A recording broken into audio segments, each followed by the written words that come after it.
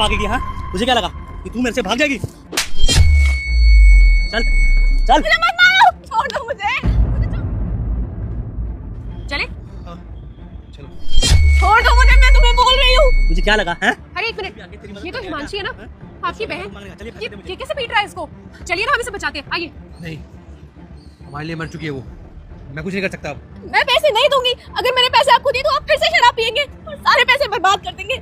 चलो तुम यहाँ से। अरे सुनिए तो, आप कैसी बातें कर रहे हैं? वो छोटी बहन है आपकी और वो आदमी उसको कैसे जानवरों की तरह मार रहा है। आप ऐसे कैसे उसको छोड़ के जा सकते हैं? कुछ करिए ना। छोड़ दूं? छोड़ दूं?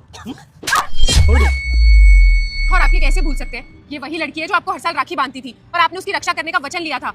अब वो उसको ऐसे मार रहा है और आप कुछ नहीं कर रहे हैं। देखिए, मैं मानती हूँ कि हिमांशी ने गलती की है, उसने अपनी मर्जी से ऐसा हमसफर चुना है, लेकिन उसकी गलती इतनी बड़ी भी नहीं है जो उसको इस तरीके से सजा मिले।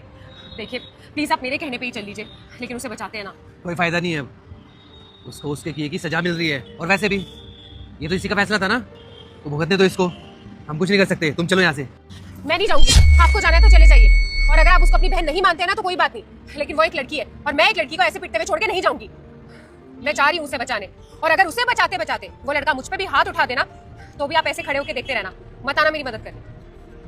अरे तुझे यहाँ पे कोई बचाने वाला नहीं है। आऊँ अपनी पे, आऊँ तेरी तो दूर रह मेरी बहन से।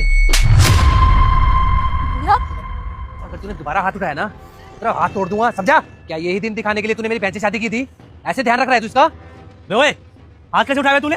तू इसका भाई है, लेकिन मैं पति हूँ और पति पत्नी के बीच में लड़ाई होती रहती है। इसका मतलब ये नहीं है कि तू मेरे पे हाथ उठाएगा, समझा ना? झगड़ा ना हर पति पत्नी के बीच में होता है, लेकिन जो तू कर रहा है ना, झगड़ा नहीं हैवानियत है। और तुझे शर्म नहीं आती क्या सबके सामने मेरी बहन पे हाथ उठाते हुए?